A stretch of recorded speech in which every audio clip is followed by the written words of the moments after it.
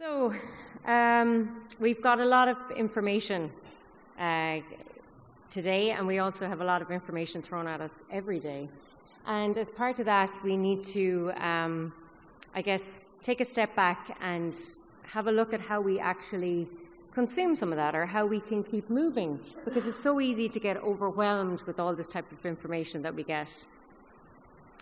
So in 2021, I was working in Cisco, and a really good colleague of mine approached me, and they introduced me to a team that were working on some innovation.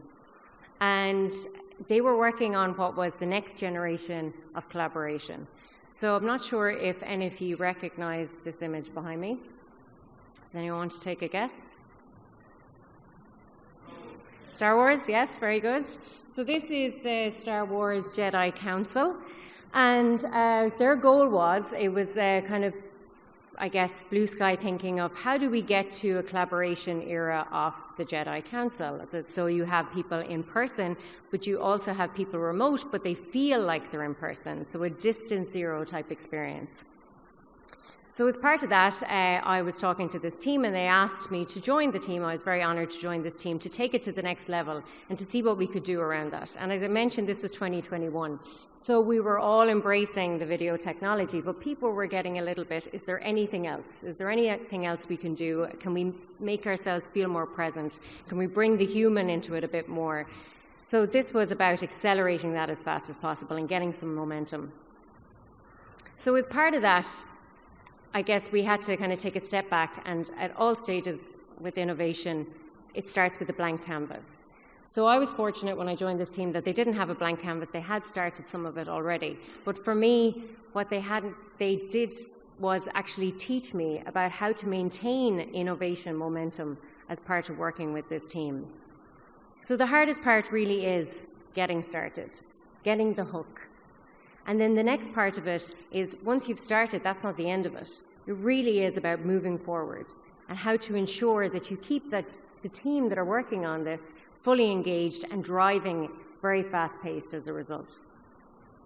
So I'm going to talk to you today about 3 core steps that you can take away when you're looking at innovation. So strip it back, make it super simple. Getting started, activating your idea and your team, and then empowering the team and sustaining that momentum. They're the 3 core values for innovation, and they're the things you'll keep leaning into as you take on new, different blank canvases every time. So for getting started, so the challenge is really to go against the norm a bit and be a bit disruptive and encourage some of that healthy debate and questioning. That's really important when you're starting with innovation. And as part of that, then, you have to be careful, because in the ocean of going against the norm or the flow, there's always going to be a few little sharks there that jump up and go, well, this is the way it was always done. Why not? We just, this is the way it's always done. And that's normal, because what happens is when the idea starts to form, you're talking about change. And naturally, as humans, we resist change initially. So people go, well, they've done it this way because it's always worked, so why would we bother disrupting it? Or, that sounds like something that's going to be a responsibility of me, so I don't really want to engage in that. That sounds too busy. But if you can get over that, then, there's a few things you can do to encourage the behavior of getting outside of that's the way it's always done. And one of those things is, a simple thing is going outside. And I think we all remember growing up where, you're in the house for a while, and especially in this type of weather, and eventually your parents would say, look, just go outside. Just go outside, stretch, get your brain active, just think outside the box. And, we have to remind ourselves to do that. Get up, change your environment physically, but also mentally. So go outside your normal mental thought process when you're innovating. And then as part of that too, you can't just do that necessarily with the same people that you see every day. You need to actually talk to all different types of people, different businesses, different ways of thinking. It was really interesting listening to Barbara there talking from the medical field and the technology field and how they're coming together. And I imagine that will spark a whole world of innovation as a result, because you have different industries coming together. And when you talk to different places and different geographies, it makes a difference, the US versus Europe versus China. You get different viewpoints, but it's so important to bring all those into the equation when you're thinking of innovation, to come outside of that box. And Michelangelo once said, when he was creating his magnificent masterpieces, was how does he approach something like that? Like, how do you approach like a block and you turn it into something amazing? And he visioned an angel. So he said, I saw the angel in the marble and I carved until I set it free. So it's about taking that block and actually etching away at it to make it into something that you want it to be. So find your angel. Find your angel in the marble.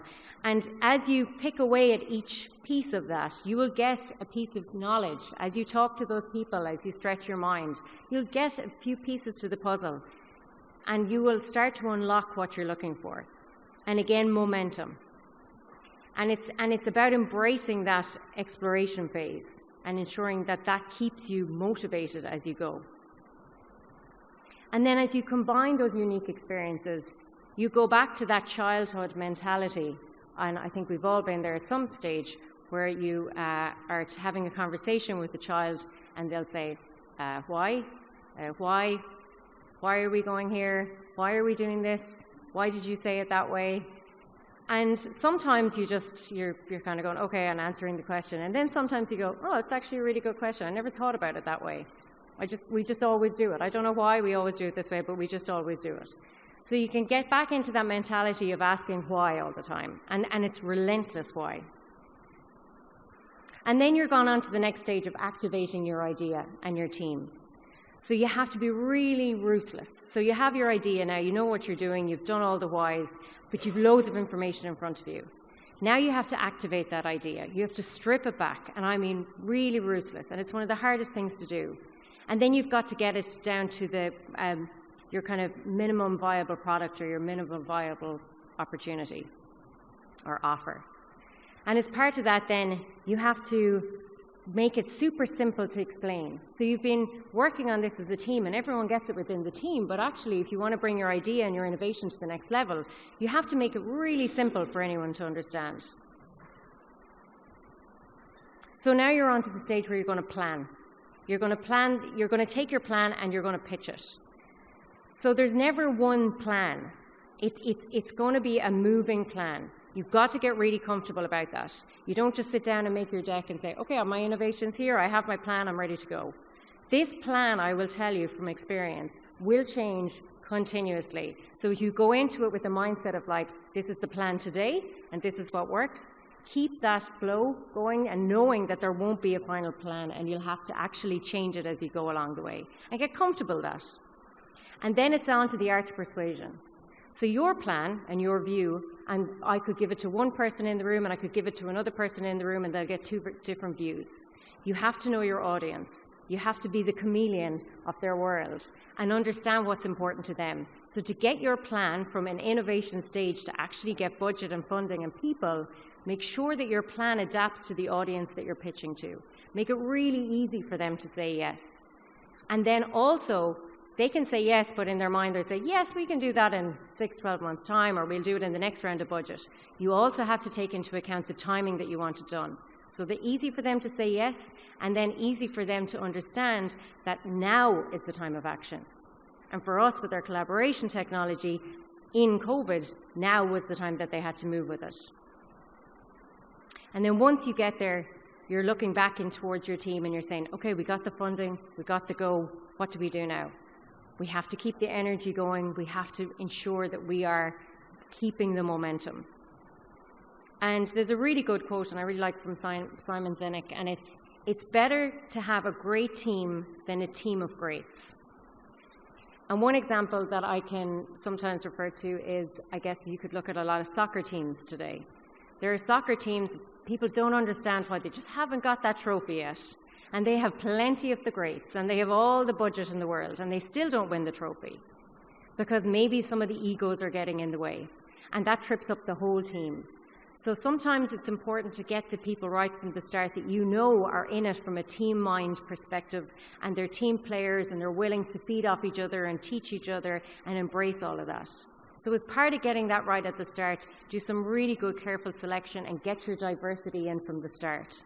Don't just hire on the fact that this person has amazing skills. Can they get on with the other people, and will they move the team forward? Because if you get one bad apple in the bunch, it can take the legs out from your whole innovation. And then finally, unleash the potential.